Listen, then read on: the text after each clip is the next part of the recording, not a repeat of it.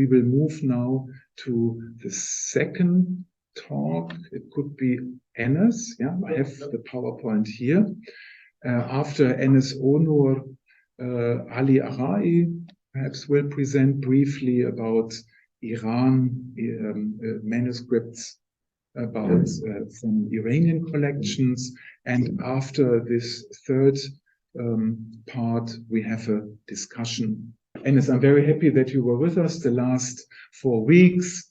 Enes has written his master thesis in Ankara University. He is currently assistant in the divinity faculty.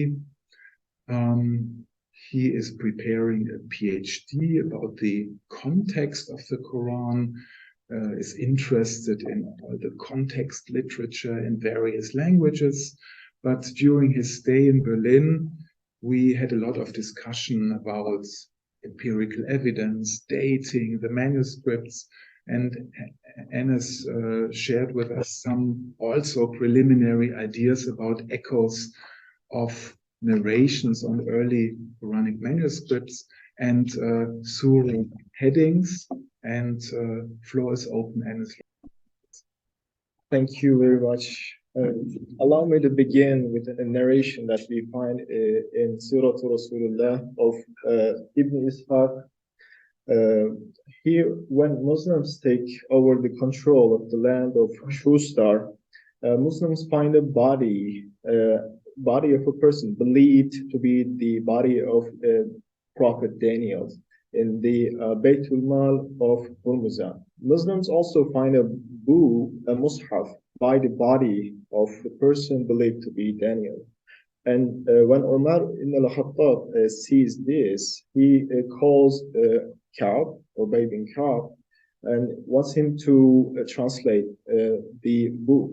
فَنَسَخَهُ بِالْعَرَبِيَّةِ. So Ka'b translates it into Arabic, and he says he's the first Arab who read it. And also he adds, he recited it as he recites the Quran. قَرَأْتُهُ مِثْلَ مَا أَقْرَأُ الْقُرْآنِ. So in this narration, one can argue that there was sort of a awareness of the value of the written religious material. And it's not really surprising, perhaps, that it was this mindset existent there in the early Islamic community, that today we see so many Quranic manuscripts datable to the early ages of Islam. So reading different Islamic narrations through literary sources, we might wonder, can we see the echoes of the Islamic narrations in early Quranic manuscripts? Here, I would like to walk you through the Tafsir narrations, early Quranic exegesis, the literature of early Quranic exegesis, and also early Quranic manuscripts.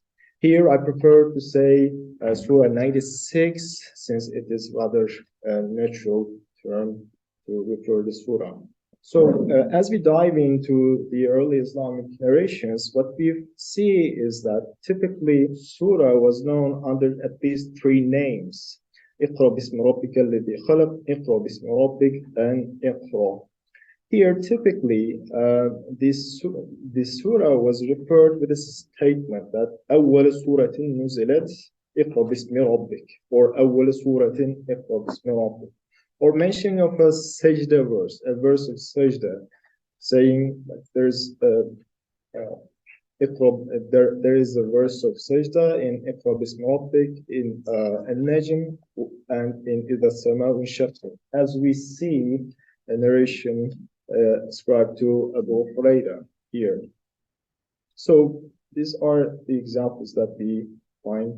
In another narration that we say that ascribed to Umar ibn Abdul Aziz, huwa kana yasjudu fil najm idha as-sama'u shaqqat wa iqra bismi rabbikal ladzi khalaq. So what we see here is that was not epithet, but just the name that they used while referring to the surahs here. An interesting, rather interesting example here, we have a narration from Ibn Shihab al-Zuhri that he says Prophet received the first verses of the surah Iqra bismi rabbik in a kind of ornamented envelope, like in a kind of fancy envelope, which is really hard to actually translate, in which a letter was kept. In Arabic, the manat mean dibash fihi maktub. So, since we're dealing with different names of the surahs in the history, it might be good to take a look at the order of surahs in the Codex of Abdullah ibn Masʿūd in Ibn Ashtas al-Masahib, according to Suyuti. Here, you see that many surahs were known rather in a different name. For example, 13, al-Isra is known Bani Israel, the Iqraʼ bismi rabbik. Also, we see it here, Tawbah, as we say, al-Barā'a. Here we can see that. So it's not just one or two surahs, but rather different surahs. In our study, there seems to be no narration with isnad referring to the surah by the name al-Alaq. Actually, this is rather reasonable when we see the early Quranic manuscripts. What about the early Islamic literature? Muqātil bin Suleymān, in his modern edition, we see the surah was named as al-Alaq, but I suspect that this is rather anachronism here for three reasons. First of all, it is incompatible. It seems to be incompatible with early Quranic manuscripts. Second, incompatible with early Islamic tradition, and third, various books that we have received claim that written at those ages. So it's pretty much close what we see in the narrations, in the books that in the books of people lived in 2nd century of Hijrah, 8th, 9th century AD that we see. For example, Tirmizi, he's one of the scholars, collects the narrations. He brings the narrations under the title of Surah Iqraʼ bismi rabbik. So in Qutayba, in his tafsir, we see that the editor's edition al-Alaq, but the manuscript is clearly says Iqraʼ, as we see here. This is an example that the modern editors prefer to use the known names rather the ones on the manuscripts. In the case of Tabari is also the case. Though the editor says al-Alaq, when we read the text, it is Iqraʼ. So anachronistic feature in modern text edition also takes place there too. In Maturidi, when we look at the Maturidi's tafsir, we see various manuscripts with the name Iqraʼ and al-Alaq. Here we actually start to see a change in the name of Surah 96, seems to be the case in the 4th century that we see it. So can we see some historical echoes in early Quranic manuscript? All the things that we have just shared here, let's just take a look at it. We studied the Quranic manuscripts in Manuscripts Tafsir, and we have 22 early manuscripts for Surah 96 in the database, and 60 manuscripts with Surah names and the verse number, whereas 3 manuscripts with no Surah heading, as we see on the left, and also with 3 manuscripts with only ornaments, as we see on the right. As you take a look at this first manuscript, we see that it's Fatiha, Surah Iqraʼ bismi rabbik, that is ayah, as we can read the one here, the text that we have here. Of course, it could be argued that these surah headings were rather added later, but still, it gives us a glimpse in how the surah was known in the history. Again, in Weststein 1943, we also see Fatiha Iqraʼ bismi rabbik.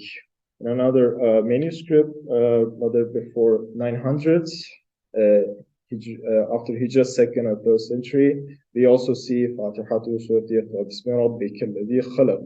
Here we also all the time see that these manuscripts with the enumeration of the verses and the surah title. And Iqraʼ bismi rabbik, again, Iqraʼ bismi and Iqraʼ.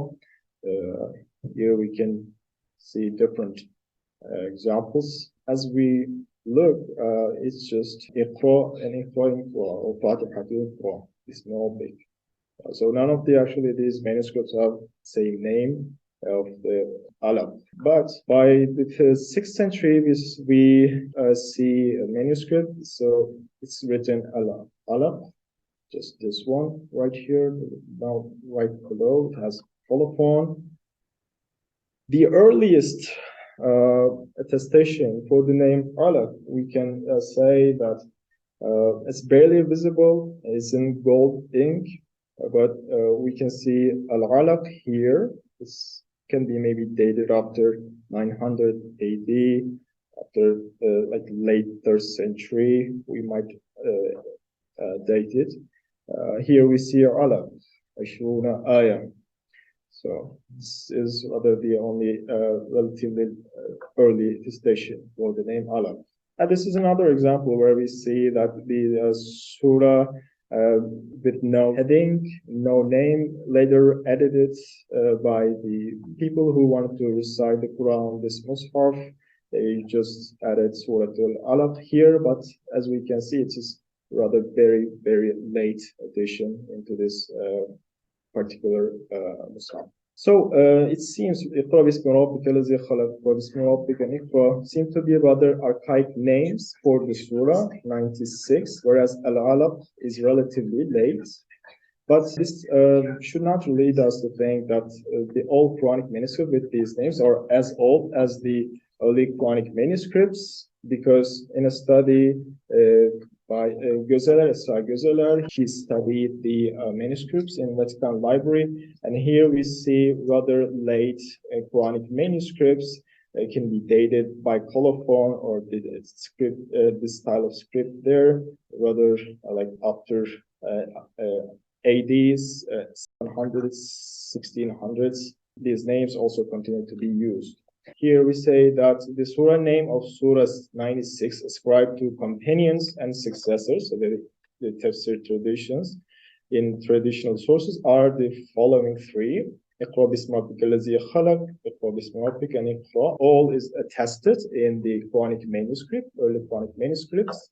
But Iqraʼ just attested 8 times, Iqraʼ bismi rabbika attested 4 times. I have not found any attestation in Islamic narrations having isnad for the name al-Alaq as the name of the Surah 96.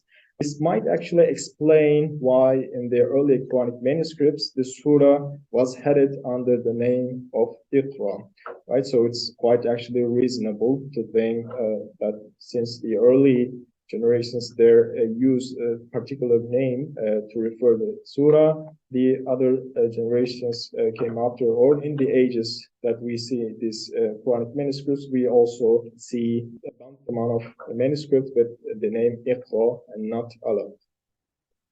The name al-Alaq is attested 1 time in a manuscript datable after 900 AD. The name seems to get on the stage during 3rd and 4th centuries. Anachronistic feature in modern text edition that we see was used at the time of others seems to be rather neglected. About the enumeration of the verses in Surah 96, 10 manuscripts enumerate 19 verses, and 5 manuscripts enumerate 20 verses. So in Islamic tradition, different views on enumeration of the verses of Surah 96 are not really attested here. So therefore, based on at least on a preliminary level, empirical evidence, they do not seem to be widely accepted.